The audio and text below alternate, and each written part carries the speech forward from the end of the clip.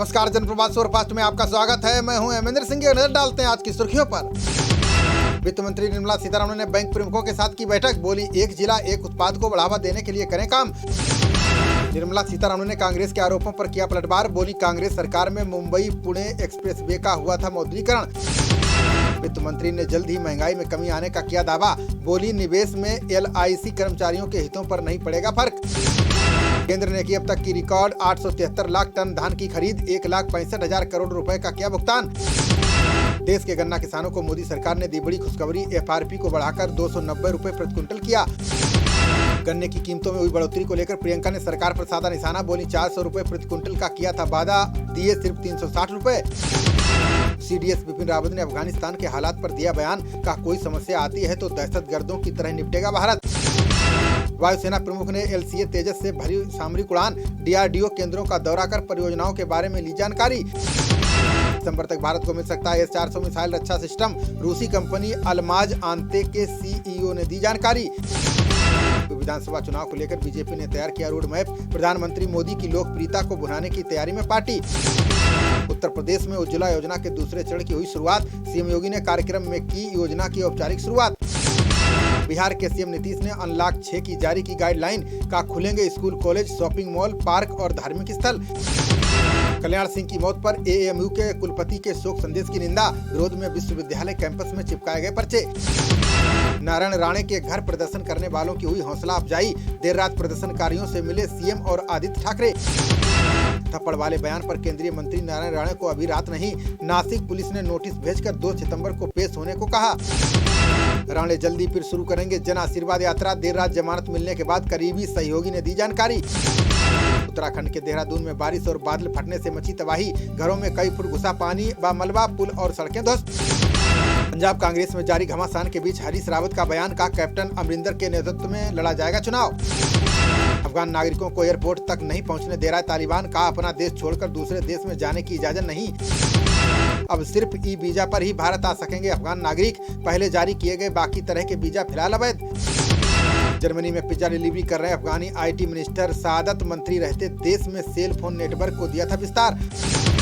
दिल्ली में स्कूल खोलने के लिए बनाए एक्सपर्ट कमेटी ने दिया सुझाव। कहा, अब राजधानी में धीरे धीरे खोले जाने चाहिए स्कूल।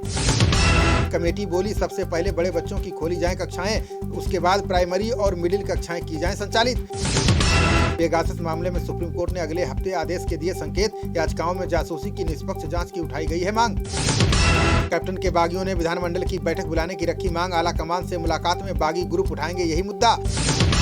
बागी मंत्रियों से नाराज कांग्रेस सांसद नवनीत बिट्टू का बयान। का जिन्हें कैप्टन पसंद नहीं वो खुद दे दें इस्तीफा। रूटीन चेकअप के लिए दिल्ली एम्स पहुंचे RJD प्रमुख लालू यादव। कार्यकर्ताओं से बोले, जल्द स्वस्थ होकर लौटेंगे पटना।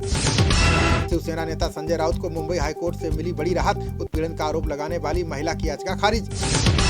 जामनगर से बेंगलुरु और हैदराबाद को जोड़ने वाली उड़ानों की शुरुआत। नागरिक उड्डयन मंत्री ज्योतिरादित्य सिंधिया ने दिखाई हरी झंडी।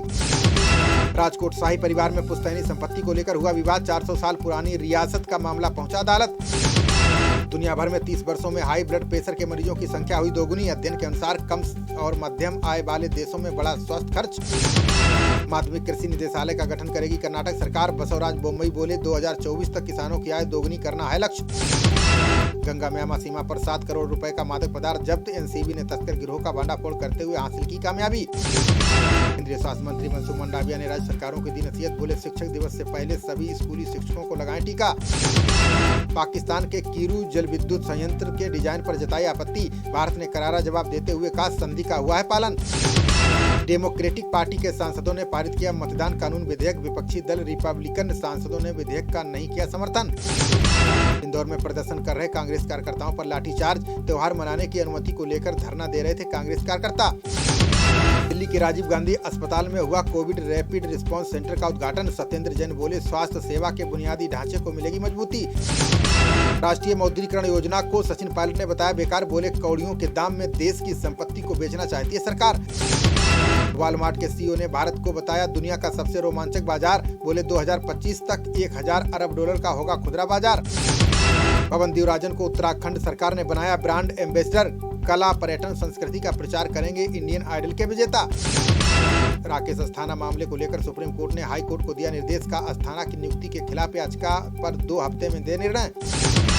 नीति आयोग के सीईओ अमिताभ कांत ने इलेक्ट्रिक परिवहन पर दिया जोर। बोले, नई व्यवस्था के लिए उद्योगों को लाना होगा बदलाव। कमला हैरिस ने चीन के खिलाफ तीखा रुख रखा बरकरार। बोली, चीन की दादागिरी से निपटने के लिए अमेरिका का साथ दे वियतनाम। मिजोरम में बिजली की दरों में 20% बढ़ोतरी। आइजोल में कांग्रेस की युवा इकाई के कार्यकर्ताओं ने किया प्रदर्शन। बच्ची को अश्लील फिल्म दिखाने वाला अरबी शिक्षक दोषी करार। मुंबई की स्पेशल कोर्ट ने सुनाई 1 साल कैद की सजा। आप कार्यकर्ताओं ने बांदा कलेक्टर परिसर में किया प्रदर्शन। जल जीवन मिशन में हुए घोटाले के संबंध में डीएम को सौंपा ज्ञापन। बिजनौर जिले में मीनाक्षी राजपूत को मिला श्रेष्ठ ग्राम प्रधान का सम्मान। 2015 में ग्राम प्रधान बनने के बाद गांव में किए कई विकास कार्य। तीसरे टेस्ट मैच में भारत के कप्तान विराट कोहली ने जीता टॉस। इंग्लैंड के खिलाफ पहले बल्लेबाजी का लिया फैसला। भारत ने 20 ओवर में 3 विकेट के नुकसान पर बनाए 40 रन। केएल राहुल, पुजारा और विराट कोहली लौटे पवेलियन। खबरों का सिलसिला जारी रहेगा, देखते रहिए जनप्रवाद। नमस्कार।